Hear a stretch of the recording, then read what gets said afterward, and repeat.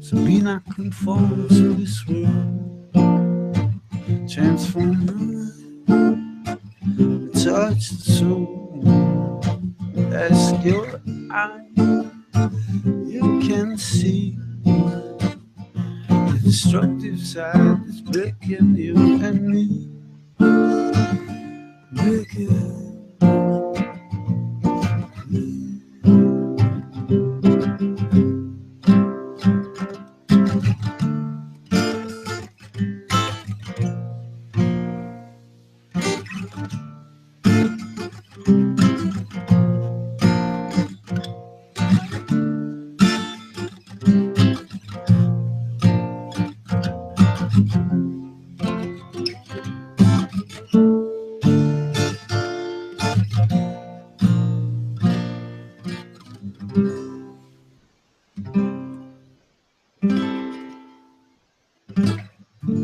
Sex in the sky, love on TV.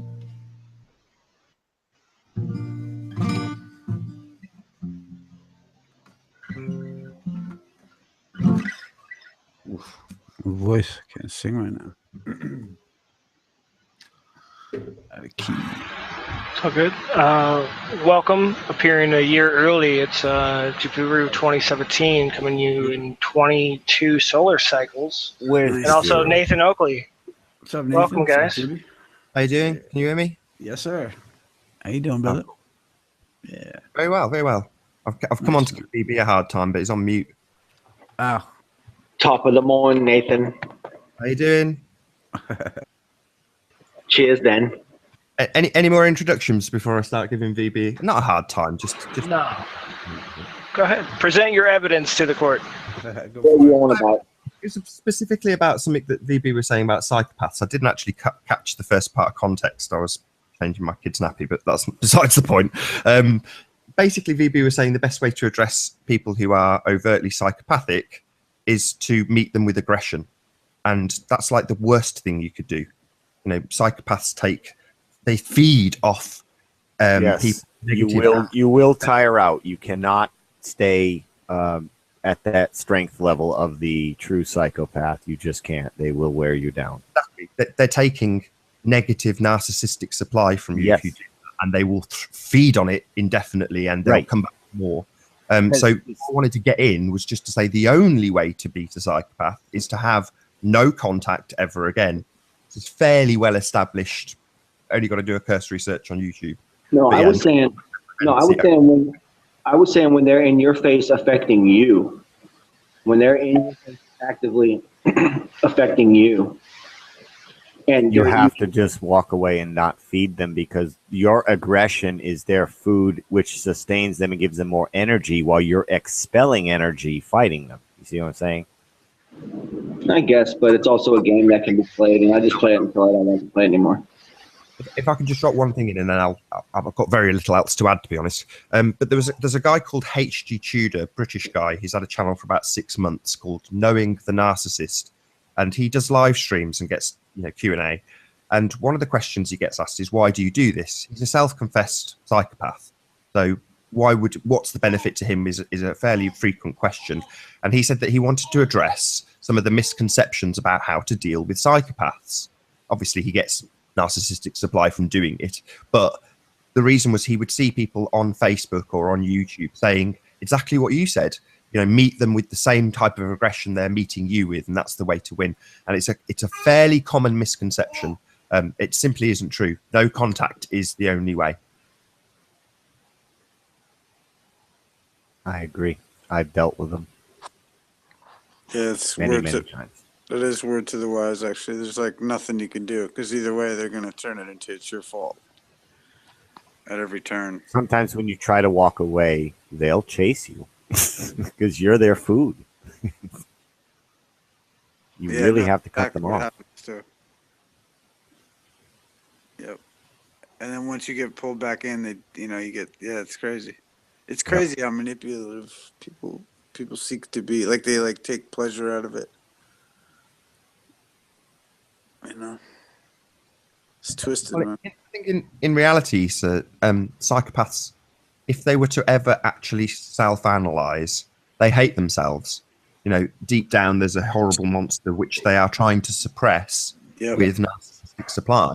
So what they don't want to do is actually turn around and look at the horrible monster that they are. That's their worst possible fear. But you are never going to be able to, as a mere mortal, non-psychopath, be able to hold a mirror up to a psychopath and have them be scared of it. It's just never going to happen. You know, they're never going to have that introspection. I think you can. I think you can with a conditional acceptance. Well, no. You can get away with conditional acceptance. You can't change them. But even then, it's like, because really, actually, not even. It's like, I got to say, the no contact. I don't think they can change either. Yeah, I don't think they're like it's like a program. It's kind of like one of those, like, it's like, like if you're playing a video game and it's just like a bad guy that exists in the video game. And it'll always be the same thing every time it makes an appearance. So, like, yeah, it's unfortunate. But that's like the created archetype, though, which is illusory. Well, it's just when you come across, you realize someone's like going full retard with it. You know what I mean? Like they've just gone full psychopath. They're going full Common Core gematria on it. Well, yeah. It's like the Gormless. I thought of a new one. Coming back to the topic, the Gormless. I don't think you've covered the definition or etymology of that, but it's like the Gormies instead of the normies. Nice, yeah. Yeah, the Gormless, those without common sense. I like the term. Gormless. The Gormies. Yeah. Yeah, but yeah, it's true, man. When dealing with people, or I don't know. It depends what the scenario is, but when it's dealing with people that are trying to emotionally like suck your energy dry, I just think of it like there's two types of people. It's creditors and debtors. And like, creditors never lose and debtors never win. There's that, but it's also like creditors have a good time wherever they go. Like, creditors enjoy their life. Debtors whine and revile their life. Yeah, or like, they manipulate. It's like instead of seeing the whole, like it's just like, if the community does well, it's just that communal nature of like, you wouldn't want to hurt your brothers and sisters. You wouldn't want to have somebody disturbed in your society. You wouldn't, you know what I mean? Like it's like if you hurt somebody, now it's like, okay, great. Now you've got an injured party that's going to be looking for revenge. Well done. And that spreads like an infection. Yeah, no, I mean, that's what, the old notion. I mean, think about it. Think of the tragedy. Gandhi said, an eye for an eye leaves the whole world blind. And then, they shot him. People forget that part about Gandhi. Like, he was shot. Anybody who spoke truth got shot. I'm saying now, That's what we do. We take the best of us and we shoot them. Because they don't belong here. It's like, but I'm saying, like, that notion that, like, really, like, that's why even the biblical notion of turn the other cheek. It's like, it's not like if someone's trying to attack, like I've always said, it's like, I'm not a pacifist. The point is like, you have to be willing to turn the other cheek when it comes to mere insult. And, and that, carries through to so much in what we talk about over here with regards to the law and stuff. But even just, but it really, it's like it's part of this program or part of this thing of life. It's like some weird thing going on. It's a free will and choice to choose it. If you want peace, choose it. If you want argument, choose that. The James Allen. As a Man Thinketh. Have you ever read that, Nathan? I think you would really enjoy. Did you catch Issa reading it? I didn't know. There's a book I've read it. It's on my channel somewhere, but it's James Allen. It's called As a Man Thinketh. I think I recommend it. I recommend to anyone who I recommend to everyone, but I'd love. I think you would enjoy it. And it helps, I think, especially in this conversation when we're dealing with so much, because it's that self-work of, like, being good, if you will, that cultivates more good, It, like, almost sublimely, like, quietly, That's really cool. Hey, what's up, Tiffany? How you doing?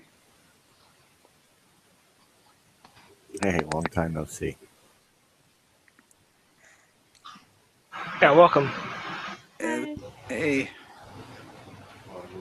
But yeah, Nathan, it's called As a Man Thinketh. I read the book here. It's on my channel somewhere. But if not, just check it out, PDF style. Yeah, well, I'll check it out for sure. Yeah. Yeah. So the main reason I wanted to join was just to dispel a couple of misconceptions about psychopathy, because the reason these misconceptions are out there is because the mainstream media pushes those misconceptions, because the people in charge are psychopathic. So they don't want people to be aware of what they are. And what they want people to think psychopaths are is, well, in the case of the movie Psycho, they want them to think they're schizophrenics. But in more mainstream or more modern media, they portray them as monsters, like vicious animals that just go around stabbing and killing people. And don't get me wrong, there is that type of psychopath too, you know, the Ted Bundy type, who is absolutely a narcissist.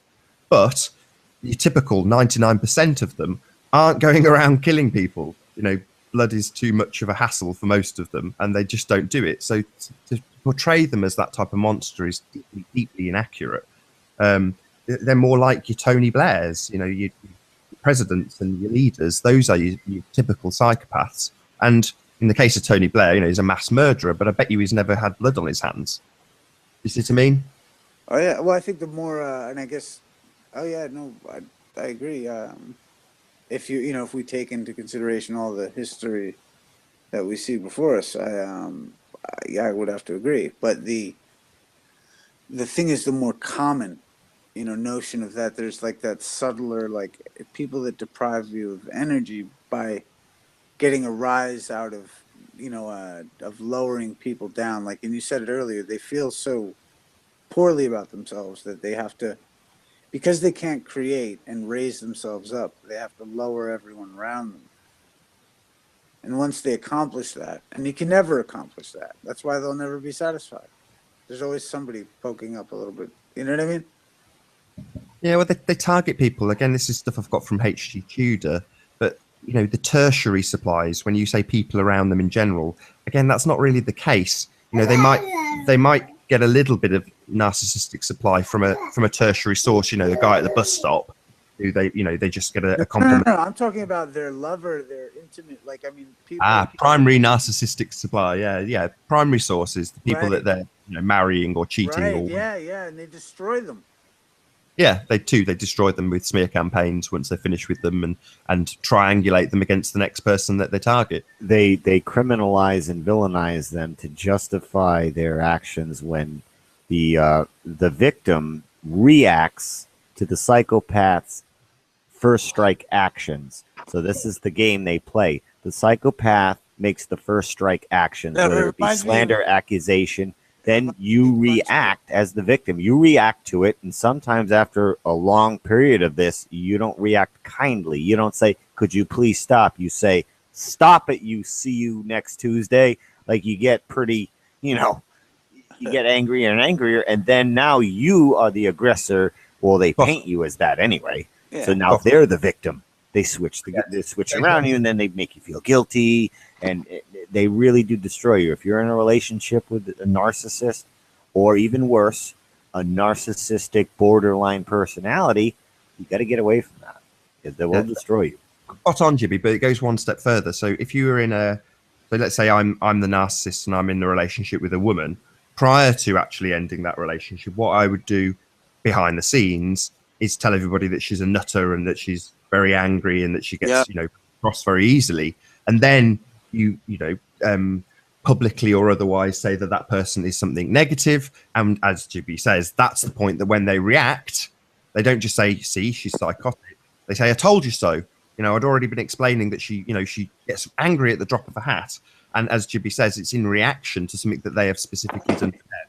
Normally it's then the mirroring. So all the things that they will be accusing their ex-partner, ex-business, whatever, the person that they're targeting, they will literally accuse them of things they are doing in those breaths. as they speak. Yep. You know, they'll accuse them of slandering them. Oh, that woman, she's always going around saying things horrible about me. It's like literally that psychopath, me in this case, would be doing it in the same breath. You know, it's so outrageous. Yeah, no, and then the irony is that, like, I wonder, it's like, I think that it comes from that, like, it's like a child that will lie or something and never relent because they've never been checked. And this is what I think we're all suffering under, is this, like, a society that's never been checked, like, you know, people that have just never been put in check, in the sense of absolutely accountability. Right, Essentially, psychopaths have no accountability. It doesn't matter what they've done. Immediately afterwards, they will deny it and say they haven't done it. They have no accountability. Right. Well, that's no memory. That's by design. It's telling you what to be afraid of and who's to blame for it, rather than looking in the mirror and seeing the bigger picture and the plays inside the playbook that they're running constantly. Well, it's like I kind of started this whole show in regards to addressing the baby boomers, in a sense, because I've been ripping and rolling through and being quite vitriolic towards it, you know. But essentially, what I was trying to do is like calm it down and just be like, look, we need to really talk, because it seems as though the baby boomer generation can't handle the critique that we've got. It's nothing personal, but it's like this idea of like, hey, we have to discuss this notion of what's happened in history between us. And if we don't, if you're able to critique the younger generation, the younger generation should be able to critique the older. Well, we should be at least able to come and converse about it, because it's like my pet peeves or whatever it was the idea, like, you know, they hoarded the information. They've hoarded. You know what I mean? Like, they haven't divulged. They've grown up as Marlboro men, and, you know, and trying not to, like, you know, I don't know. It's like they're just not talking about it. Sorry to interrupt. Thank you for letting me on the panel, but I've got to go. I might have to call an ambulance for my son. So. Oh my God. Oh, well, I hope everything is well, and blessings to you and your family. Keep us up to speed. I hope everything is okay. God bless. Thank you, guys. Yes, ma'am. God bless. She's got her hands full. Yeah, man. See, like, you know, it's like, I don't know. It's just sad. A lot of our society is under just dire pressure. You know, I don't know. But that, and then you get on top of it, you get people that would abuse people that are having a tough go at it. And that's like, you know, it's just the depravity of it. You know, that's why I love law, because it's like monsters, bitch. Yeah. Well, all that charge that's in society, in the social structure which has been created, the only way to dissipate that charge is to discharge it. And that comes back to the law and the commerce of everything. Now, if we're saying women are victims of this programming, okay. Well, you are. We are. You got a mouse in your pocket? Well, let me rethink what I was going to say. Go on. Sorry. That's cool. It's all right. Articulate. Women victims of the program. Go ahead. No, go on.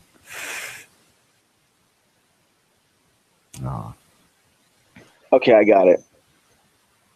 At what point do they stop being victims, and at what point do they start being perpetrators? Because, you know, you're discrediting women and saying they're too stupid to know what they're doing or what they're being programmed to do. No one's saying that. At what point are you giving them a pass? Like, you know, at what point are they the perpetrators? They're individuals. Like, you know how a lot of fucking women, I mean, a large majority of fucking women in your life, even in your own family and everything, you know how women are conditioned to behave, man. Have you ever But are you not predisposed to look for the rule rather than the exception?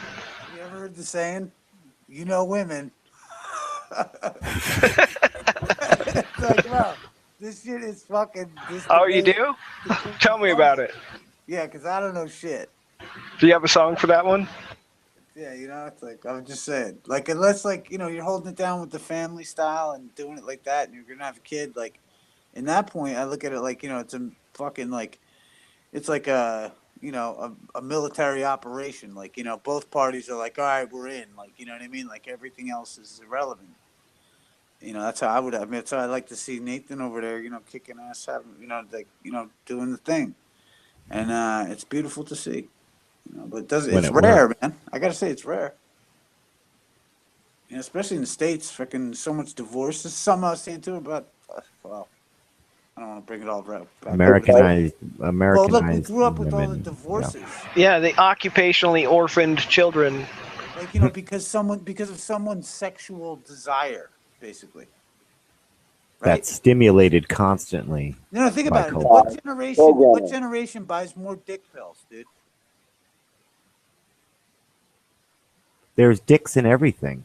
No, but And all the advertisements though, of like, hidden we have a whole subconscious. market based on that, like, you know, that idea of like, you know, of like that's what it's all about, and it's like, you know, like midlife crisis, get a divorce, and forget the kid. That's what we're dealing with right now. Is all the kids, and they're growing up and having kids, and then they're not raising those kids because they never fucking learned shit from the father that left because of whatever fucking selfish reason, or the mother that left because of whatever selfish reason.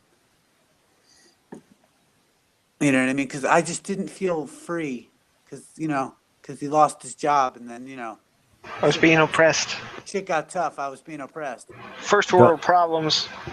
Don't forget the bucket of medications now to throw into the relationship. Yeah, and then, dude, and then never mind like the whole like.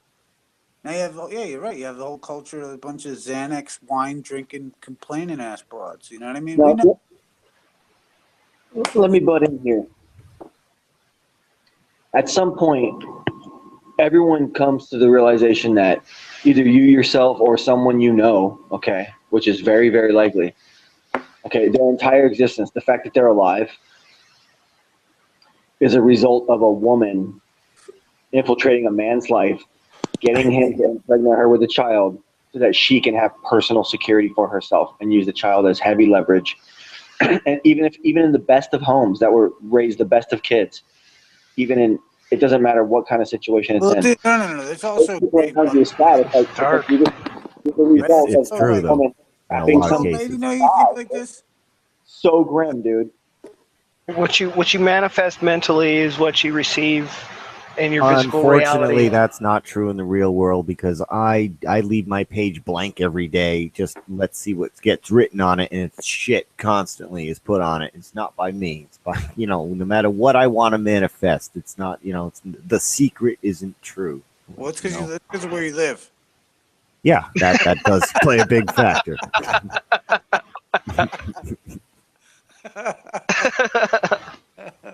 It's only funny because it's true. At least I'm not in New York. God bless America, except New Hampshire. Fuck New Hampshire. Oh, fuck yeah, dude. Nah, that's that. Yeah, It's out of interest, just to change the subject. I've learned a lot from New Hampshire. What's up? Where do you guys stand on vaccines?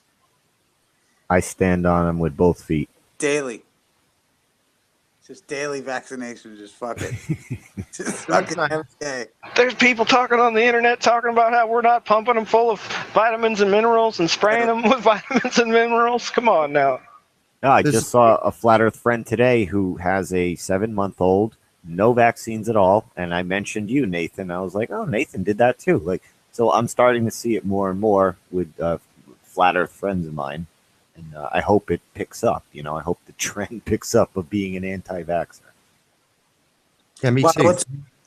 I saw on a show called, who I'm going to recommend every show I do from now on, a channel called Headlines Debunked, who I spammed your chat with. But this guy, he's done a really nice a turnaround from a subject I despise, which is the Mandela effect. And he's got something called the Wheel of Mandela effect, or words to that effect. Hold on. Don't stand on it. Don't stand on it. So he's doing this Mandela effect and he spins the wheel. He say, will it be the black rings on the outside of your eyes or the dash in the Kit Kat wrapper or Berenstain Bears? No, it's children have all got autism and they didn't before. Mandela effect. Yeah. Like, well, that's a bit hard hitting. Yeah. Why are we looking at this garbage nonsense that people talk about in the Mandela effect, where 10 years ago, children didn't suddenly have autism and you didn't have all these support groups? So instead of having somebody or people looking for the root cause of why suddenly we have this massive influx of children with autism, we have people normalizing it with these support groups and saying, no, it's okay that you've got an autistic child. It's like, well, no, not when there's a doctor that specifically lost his job for saying we just need to look into it a bit more, the link between the MMR vaccine and autism. and that's essentially lost him his job and ruined his career just for saying we need to do more study into it. You think, oh, okay, well, why don't we just do more study into it instead of pumping him full of vaccines? And again, on the same guy's channel, a different video, he went through the NHS, the National Health Service, the free medical care that we get here in the UK. And we are apparently a 99.8% uptake on vaccines here in the UK with the free healthcare that we get, unlike places in Italy where it's like 87%. You know, there's maybe 1 in 10 or 1 in whatever people that are saying no to vaccines and are outwardly speaking about it. In Britain, there's no need to make it law. Mandatory vaccinations are not needed because we all have them anyway.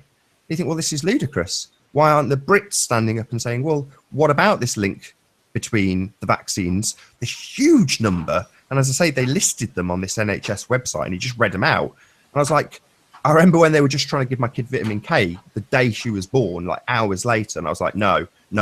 10 doctors later with them saying, you know, it's fine. And me saying no. I had no idea that what would face me if I'd have just gone, okay, fine. Yeah. Chuck the needle in her would be dozens of needles between now and then. Literally, she would have had dozens of needles stuck in her. And you go, that's horrific. And then you read some of the articles about what could have happened to her, you know, high fevers and horrible experience after having and the data shows that like the same amount of vaccines like spread out over a different schedule and a period of time, there's a less of a statistical chance for the child to develop autism. If they would just spread out the timeline and give the child a little bit more time to develop, those effects would not be so prominent, and the data shows that. It's absolutely insane to give a child whose systems are developing, like it's like right there, it's for day one, and you're going to stick all these, that doesn't even make sense at all in any logical fashion. I don't care how many doctors say, no, of course there's going to be a reaction. You stick in that many needles, bypassing the body's natural filters. You go right on top of perhaps maybe the garbage that the mother had ingested. The baby's absorbing all that too, all those pollutants and toxins, and you know, because you know some mothers may not have the best diet, and you know that gets passed on to the kid too. So that may also be a factor. Yep, which is compounding the issue. It's to the point where you can't even find a source cause. Sorry, Chippy. He's just saying that if you ask most parents, would you put Red Bull in a bottle and give it to your kids? They'd go, oh no, of course not. You know, well, would you feed your 6-month-old baby, on Lay's or Walker's crisps all day? And most people would say, well, of course not. That's ridiculous. It's like, oh right, but you'll stick a needle in it with facts that are blatantly saying it's not 100% safe. None of them are. But yet you will give them that. Red Bull, who gives a toss? Yep. Yeah. That's a good point, Ben. And that reminds me. That one. That's a good one. That reminds me, Issa, you know, we've been talking about it for about a month and a half to put on the docket for court, but Twitwit has asked you to host the GMO and vaccine panel. And we'll have a variety of different people, and we'll go into it more and have some of the visuals match the audio, bringing up studies and reports and stuff. Yeah, shout out to Twitwit. I haven't seen her. I didn't really pay much attention to chat tonight, but do we know anybody on the pro-vaccine side? I doubt. I'm sure there's some. I'm sure you know there's. I'm sure we can find a few people to you know, balance out the panel. Yeah.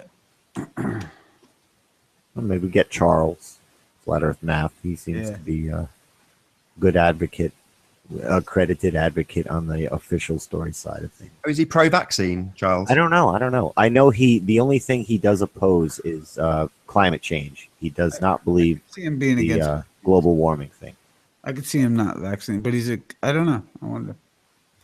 Interesting. That's surprising. I'm surprising he doesn't take a stance. He's not in favor of global warming with all the amazing evidence in favor of it. Sarcastic. Yeah, that's one thing he does Charles oppose. is a rebel. He's a free thinker. Oh yeah. He stands alone. He said sarcastic.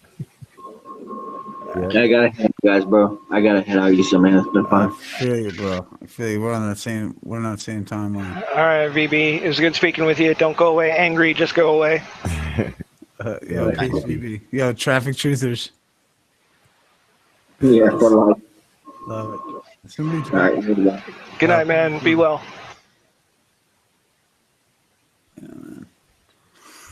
Oh, Yeah, that's right. Bye, VB. Okay. So how is your child doing so long now after not getting the vaccines? She's hardly been ill. She's had a cold. You know what I mean? Yeah. I'm sure she will get all the things like normal kids do, you know, chicken pox and things like that. I mean, why wouldn't she? But Durability and immunity. non-lethal diseases, it seems ridiculous. Yeah, it seems like the whole thing was like what you know, the big polio. That was like the real big one, right? The real actual, you know. And perhaps they just changed the name. Polio is still around. Yeah, it's like who knows, man. It's pretty I mean, think of it like I don't know. I just think of it like we were born without them. You know, and so many things that we've got in our I mean, even the notion of the diet, you know, like we said earlier, all wheat. You know, all that we eat really is made of wheat. You know, it's fucked up. And then I think like, you know, you compromise the system further with the vaccines and shit. I think, you know, that's awesome. And I'm so happy to hear that she's not vaccinated and that she can, you know, I'm sure you're feeding her lovely. She'll be strong and healthy. And her immune system has, you know, had a better chance to develop naturally without fighting all those things abruptly like on day one. Yeah, and you know what too? When she becomes 18, if she wants to go get her flu shot every year, God bless her. Fuck it. You know, who knows? Exactly. Once it's her choice, then she's more than, you know, she Right. wants to get jabbed. While my wife was pregnant, you know, although it was discussed between us, we did have various different jabs for various different things. But she was able to go out and research them, check whether or not they work. I'm not a medical science denier, but it seems like common sense not to jab up a tiny little baby. That just seems like common sense to me, regardless of what medical science like says. Day one. You know, Name one day what? fucking one. Oh yeah, day one, exactly, day one. But you know, hours old, and they're saying no, we've got to stick this needle in her. It's like no, let her sleep. Yeah, please. He just got born real quick. Hold Yeah, on. this could be maybe Yeah. somewhat of a traumatic experience. Yeah, how about we don't do that, you sick fuck? You know, like And yeah, you're not cutting it either. You're not like lopping off any part of its structure and form. But the thing was, they wanted to jab her. That's the only way I can say it, because in the hospital it was vitamin K, and they kept on going on about how it's only vitamin K. It's like, well, so what? My wife's taking supplements. yeah, if it's only vitamin K, she'll be okay. A, so that when she breastfeeds, which is basically the main source of a baby's immunity anyway, you know, don't get me wrong, if you don't breastfeed, fine. You know, there's formulas that are supposed to replicate it. But ultimately, the immunity is coming from her mother. So she's taking vitamin K supplements. And they're like, no. We've still got to give her this jab. They're like, no, you haven't got to do anything. You know, like I say, It's already all there. Yeah, why jab her? You know, just to give her something that you say isn't really that important. Like, well, why stick a needle in her then? It just seems nuts. But they wanted to, desperately. Like I say, it must have been 10 doctors that came up to me. We're all concerned because we didn't want to jab our kid with vitamin K. Maybe it was because you were arguing. Good on you, brother. I'd be happy to let you inject my child so long as you could.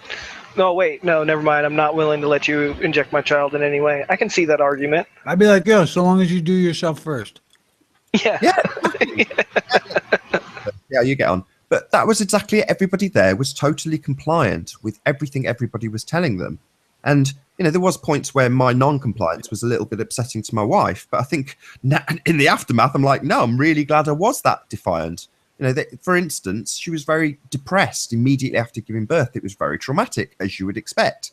And they wanted to keep her there. And all she's saying is, let me out, let me out, let me out. And they're like, no.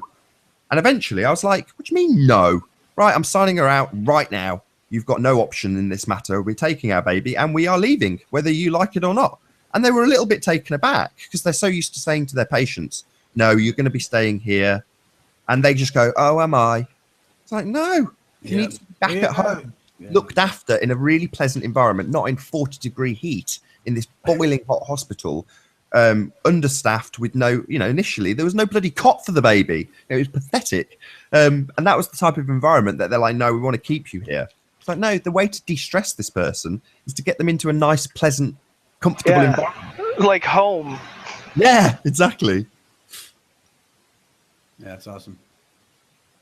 Have you ever heard of any adult receiving the amount of vaccines in one session that a newborn is supposed to face? Like, I've never heard of such a thing. Like, the humans that receive the most vaccines all at once are infants, not adults. Does that even make any sense? When I've done international travel sometimes to they do that for international travel as well as humanitarian missions to third world countries where they have mass injections and mandatory vaccines for entire populations. Don't they bundle them though? Like you'll get a 3-in-1. Yeah, you get loads. No, you get lots and lots of needles. Yeah, I remember having to do it to get the stamps in my passport just to get me through the customs. I would have to be immunised. Frustrating, but that was just the way it was. You know, to do the travel, you had to be. It was law. So to go into some countries, you had to have a whole barrage of jabs all at once. A whole series? Yeah. Sat there and jab after jab in the doctor's surgery, which you had to pay for as well. It wasn't free. And you got to sign the release, like to relieve them of any legal responsibilities for the negative effects. And the negative effects were abundant. You know, I had a barrage of jabs for most places I travelled to. Not most, but the places I had to travel to that required jabs. I was massively ill immediately after having the jabs, without exception. And I'm not a good friend of mine. He was a master air refueler, kind of like the guy who was on Mark Sargent. He was up in the B-52s, and when he'd fly overseas, he'd have to get injections because when you sign up for the military, you basically give over your body and your mind. And shortly after getting the injection and traveling overseas, he contracted a very rare and very deadly fever and disease from that area. And if it wasn't for his condition of his body and I think his mental capacity, he probably would not have made it. He lost so much weight and was hospitalized overseas for 3-4 weeks, and it wasn't a very good hospital. It was probably like that. It was probably 40 degrees. It was Celsius inside the hospital. It was like an old converted office building, and sheets hanging off the building, trying to cover the windows from the heat. I was over in the Middle East, and but yeah, the vaccines actually introduce the pathogen into the body, so you're going to have that reaction. Like I got a shot for chickenpox. I still got the chickenpox. Yeah, it's the best example of the truth in plain sight we have by far. I mean, it's one thing pointing out like 9/11 on The Simpsons and things like that. No way. This is the best example because they literally tell you that we are going to give you, in the case of live viruses, a small dose of the disease, and that will increase your immunity. Like, that's the worst type of doublespeak you could ever imagine. So they give you a small dose of the disease, and what do you know? You get a small dose of the disease. Literally, that's what happened to me. You get a small dose of it. If it doesn't matter what it is, high fever, ill after having the disease introduced into your body. What a shock. It's just plain and simple, exactly as they tell you. And most people just nod along because I don't know how people have been conditioned to be like this. But if you tell someone straight what you're going to do that's horrible to them. Well, hold on. And you just put them on notice. Well, hold on now. Nod and go, yeah, okay. The thing is, that horrible thing sounds like the right thing to do. And it's like, well, why? Well, I'm telling you. Hold on. The vaccines, this is the thing. We have to give vaccines the due credit in the sense that, like, it does work the way that they say that it works. Does it? Good point. You know what I mean? Depending on the timing. I give it like, 'cause I just feel as though there are certain things in certain ways, but I don't know. Yeah, it is a fucking.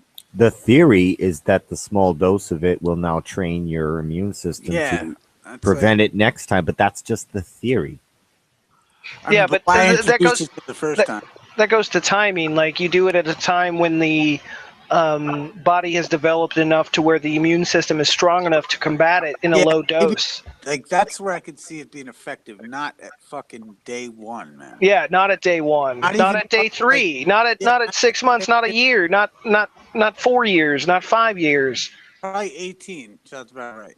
You know what I mean? And if you're gonna do anything, it's like your body's injecting it into the bloodstream, it seems like bypassing the body's natural organic method. But there's no reason to do it if you're not going anywhere like that. Whatever. Go on. Forgive me. You go right into the bloodstream. Now, the body has been made to have a natural filtering system, whether through the nasal cavity or whatnot. But when you catch a disease, you're going to filter. It doesn't bypass all those filters and go right into the bloodstream, which the vaccines do. And that's going to pump through your heart, through the blood-brain barrier. Like, that's where we get the autism problems from, because it hasn't been filtered. You bypassed a natural filter. Like, this is a man-made concoction that's basically saying you can improve on God's creation, and it's insanity. Well, some of them contain a catalyst, I think you'd call it, something to spark your body's reaction. Yep. And they're often things like mercury, things that your body cannot metabolize, because when they're introduced, your body goes into a reaction mode that starts to fight the small dose of virus. Now, I know this has changed in recent years. A lot of the jabs have gone from being live, literally a small dose of the virus, to being synthetic, and they have removed some of the mercury out of some of the jabs. But then they haven't in others, like the flu jab. There's still toxins that are supposed to spark off your reactionary systems in these jabs.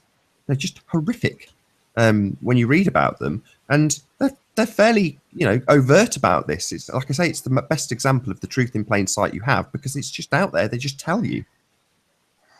Yeah, there are many things in plain sight. Sure. But Jimmy, I like your perspective, and I think you're logically correct on that. It is bypassing the natural mechanism that the body would filter and be able to combat that malady directly, rather than injecting and bypassing that whole network safety net system. That whoever designed this creation is far, far beyond our intelligence, and to design the circulatory system, immune system, like these things are designed to handle. Like, I might even be, on board with some kind of a vaccine that's a mist that you would inhale. At least that's how we would catch it normally, like in a movie theater where people are sick. Well, maybe a nasal form, where it's a mist, and now you breathe in that mist. Now it's going to go through the natural filters. But that's what I might be on board with. They not with a mist, but very similar. So you'd have chickenpox parties, and you'd have either the kids would come round and literally be influenced by another kid with chickenpox, so that they would contract it, so that they would get their immunity, or you'd get lollipops. Literally, the parent of the kid with chickenpox get them to lick a load of lollipops, and then you just hand them out to the other kids, and then they'd have a week off school. They'd have their chickenpox dose, they'd get it, they'd be immune to it from there on in, and then they go back to school. So it's similar to your vape idea. I don't know if you're a smoker and you've just got smoking on the mind. Yeah. It's then your body can do what it's supposed to do, what it was designed to do for such a thing, versus it was not designed to receive a man-made invention. Direct injection. Yeah, that's modern. 200 years, so however long we've had these these needles, like how long have we been here versus how long have needles existed? Yeah, it seems like a blunder of knee-jerk reaction. It seems like a very arrogant, narcissistic, man-made concept to one-up God. We're improving on God's creation. Yeah, we're gonna fix it faster, better, stronger. Day one. Yeah, we can't feed everybody, and we can't give everybody a roof, but we're going to beat, we're going to top God on this part. What about the timelines? In terms of history, we're told that our lifespans are getting ever longer. You go back to even maybe 500 years ago, and lifespans were considerably shorter, 40, 50 years at best. Most people, average lifespans were like 40 years. That was a good innings. As long as you had kids, you'd done well. But now they tell us that obviously we've got much better health care, therefore we live longer. So do you think that's just bullshit? Do you think that they're just totally lying and we've probably lived... I personally, I've checked a lot of headstones that were really old, and I found plenty of folks in their 80s and 90s. And in my personal lifetime experience, my grandparents outlived my parents by a good 20, 30 years. And I see it in friends all around me that their grandparents' generation is outliving, the baby boomers. Like the baby boomers are getting cut off right around Social Security age, where they would stop working and now collect free money. No, that's when you're a useless worker. And it's almost like they've timed it perfectly to take them out, so you'll develop cancer in your late 50s, and you should be gone by 65, 66, right around there. And Jonathan Vincent, be the case. he was Haunted House was saying that when he was working in the electrical trade, that's exactly what they did. They worked really hard till retirement age, and they all were well aware that the moment they retired, they'd just drop dead. And some of them would talk about it in those terms. It was just like a self-fulfilling prophecy. They knew it was going to happen, so they would stash all their money for their kids, and then they'd retire, then they'd die almost immediately. And it's the same in lots of other industries. Not that I can name a load, but that was a specific example by Haunted House. I've heard things about dormant cancer viruses that become active when you hit the age of like menopause, or the similar for the males, when the testosterone levels get really low. Then this thing kicks on, and that would be right around your mid to late 50s. Where we're seeing the baby boomer generation. That's when they're starting to develop all these crazy cancers and the autoimmunes. I have friends my age and far younger, too many friends, who have autoimmune viruses now, where their thyroid will eventually destroy itself or something like that. And doctors treat it like, yeah, so your thyroid's going to destroy itself, but now you'll have this, these medications now, so don't worry about it. My thyroid's going to be destroyed. Like, friends of mine, like they're going through, and I have way too many friends, more than I can count on one hand. All my friends on two hands. But why is this happening? This was never around before, like the autisms and all this other stuff. It's a whole cluster of these new illnesses. Yeah, true Mandela effect. Like I say, this guy is taking this to the extreme and saying, sod the Kit Kat wrapper, sod Berenstain Bears. What about these new diseases that weren't here last year? Not last year, but you know what I mean. And they incorporated in the commercials and the TV shows and the culture. I just need to watch one day of television, and I see all the bald kids with cancer, and it's just, this is a regular thing now. To the newest generation coming up, this is what they were born into. They're not going to know that there was life without all this. To them, this is just part of life. And once we're dead, that's it. That never existed then. It's conspiracy theory. People live to 90, like it only takes us to die off, and then this is what they were born into as normal. And the reason it's not getting any better was because of what World said. So he said that it's normal for the younger generation to check the older generation. Well, currently, according to the statistics, 1 in 50 children is born autistic in the UK. Now, if you think of that in terms of classroom sizes, that means that, let's say you're in a school that had 2 classes per year, and there are about 25 kids in a class, you'd have at least 1 autistic kid in that school in every single year. You think that's phenomenal. It certainly wasn't like that when I was at school. This is not even a full generation ago. You've got autistic kids popping out left, right, and centre. And like what Will said, the ideal is that those are the people that are checking the older people. And they won't be if the whole classroom gets dumbed down because there's an autistic kid in every other classroom.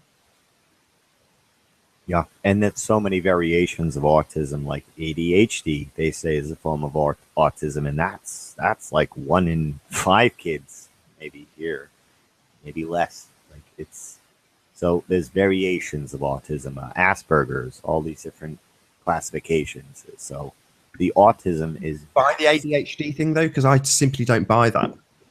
I don't either. I think, back when I was at school, you had kids that were disruptive, kids that were naughty.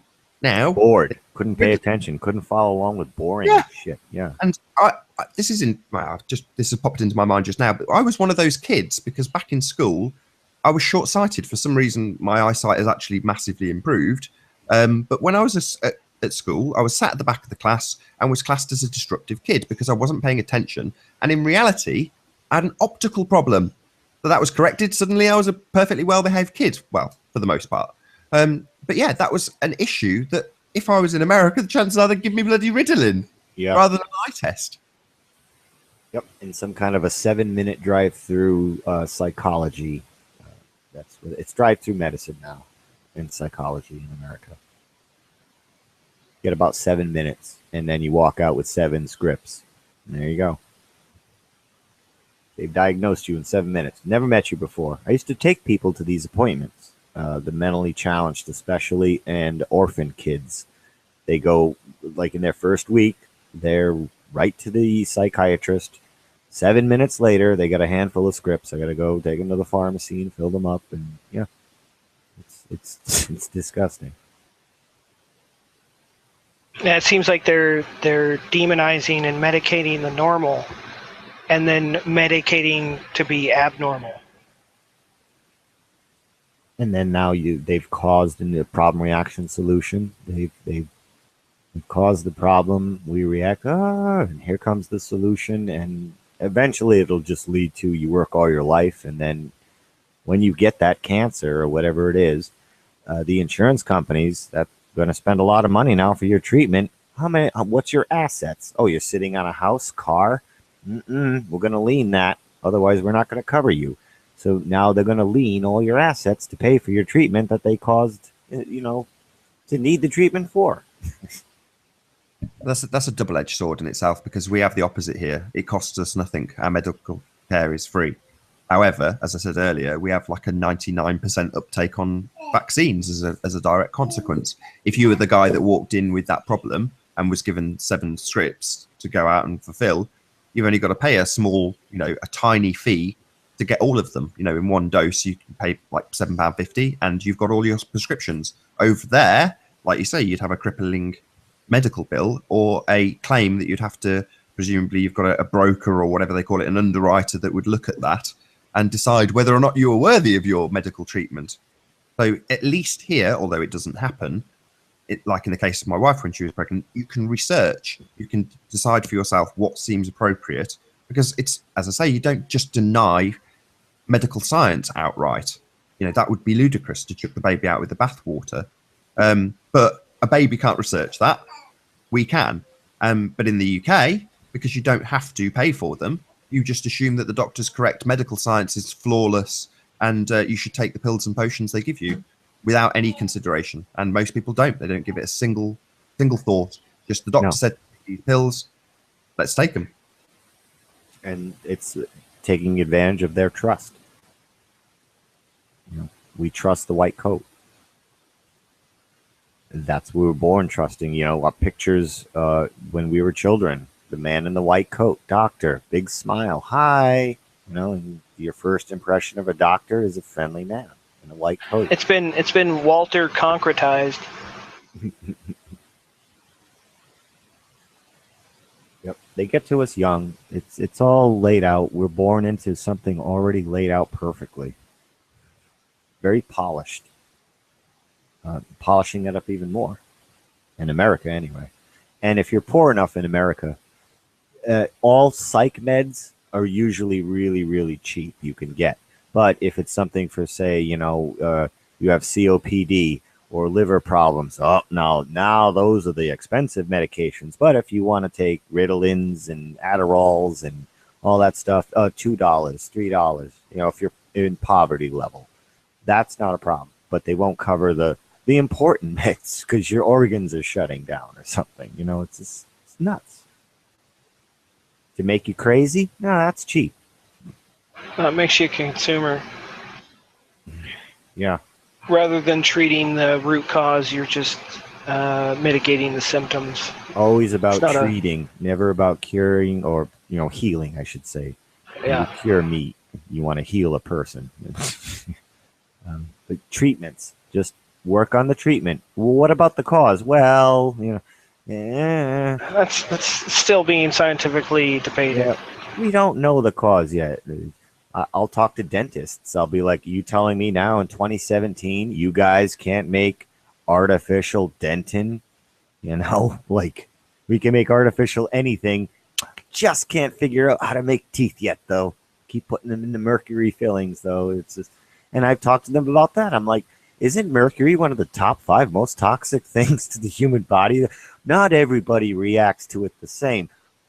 Well, you're just painting everybody with that brush, not knowing how they're going to react to the mercury? It's madness. They've said this to me. Like, I can't believe this. It's like unbelievable. Most doctors and dentists will never give you the same answer. System. If you can get these people to be completely brainwashed for how long does it take to become a doctor? Minimum 7 years. You know, these people are in the education system till they're in their mid-20s minimum, and by then they are totally brainwashed to the point where if they are told that this is what medical science has come up with because it's all of the processes you've learned about, they will immediately accept it. And that's what the whole training and medical education system is all about, same as every other education system. And by then you're committed to your decision to be that doctor or whatever. You've spent so long, you're not just going to, wait a minute, this is all corrupt. Oh, well, I'm just going to throw away the past 12 years of schooling. And no, who's doing that? So they've got you. By the time you figure it out, it's too late. Then you speak out about it like you were saying. Just suggest, maybe we should look into it. That's it. Your licensed practice medicine is gone. And YouTube is filled with doctors who've had that happen to them for suggesting vitamins or something, you know, like, and that's it. They can't practice medicine legally anymore. They get out on YouTube and they're just blowing the whistle on everything. But, you know, your mainstream television is not going to advertise these doctors. Oh, if there was something wrong, doctors would tell us. They are. Not on TV. You gotta look for it, though, you know. Usually people do when it's too late.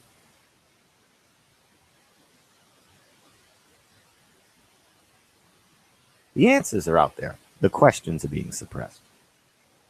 Well, you say the answers are out there. I think this is the real agenda behind the fake news. So if you can, let's use a Tim Osmond term, if you can muddy the waters enough so that where 5 years ago you might have gone onto YouTube, looked at the alternative media and found an alternative explanation for a mainstream news story, a little bit more truth or a little bit more trustworthy, shall we say. Now, you've only got to look on Facebook to see dozens of quote-unquote satirical pieces that are just total nonsense, and many of them are dressed up as truthers stories. So when we get accused of being disinformation agents, it's like, well, no, but there's plenty of that about.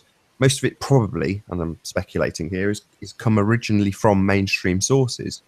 They just put it out there to literally muddy the waters so that you can't go on Facebook or YouTube and easily find good quality alternative information.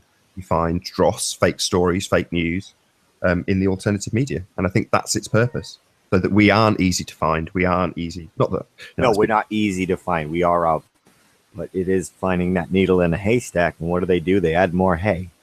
You know, make it harder and harder to find. So I say grab a magnet. And then you'll find your needle in the haystack. You know, you got to use extra weapons in this warfare that we're in. I had the time to spend 25,000 hours researching. So I'm trying to save the people who don't have that time to spend. I'm giving them the Cliff Notes version, the brevity of it. Like, here's 25,000 hours summed up for you. And here's some links. Like, I think we're all doing that kind of thing. Just because people have families and jobs, they don't have time to do all that. Some of us do. And those of us that do, it's pretty much our friggin' duty to pass that information on to these people. I mean, we have to. Like, they can't. You know, they're just trying to make ends meet. I mean, if you think, just forget what all of what I've just said about, you know, fake news and stories that run along the same lines in the alternative media. We're on YouTube, or, you know, you could use Facebook equally as the same example. But that being said, you know, you're not just up against fake news, you're up against cat videos of people epic fail, you know. And I was going to say there should be an alternative to YouTube that's, you know, essentially the same thing, but just has the kind of information that we're all putting out there. But these type of things always end up getting co-opted. Yeah. So, you know, you're damned if you do and you're damned if you don't. Yeah, I know. I don't know what else to do. Yeah, I'm doing what I think we have to do. Depress everybody.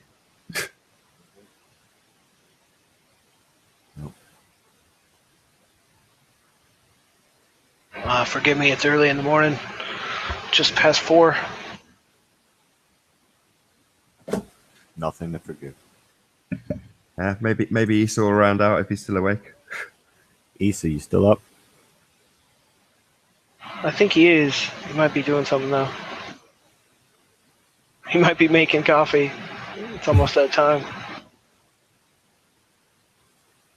Well, I've had my say about psychopaths, which is the only real reason I came on here. So I might live and leave you guys and actually take care of my kid because she's running around. You can tell that I'm doing something she doesn't want me to be. She's touching. All right. Well, thanks for stopping by, Nathan. Appreciate. And, you go though, GB. I know it's late. I must get you on a show. I must interview you. When are you free to do this?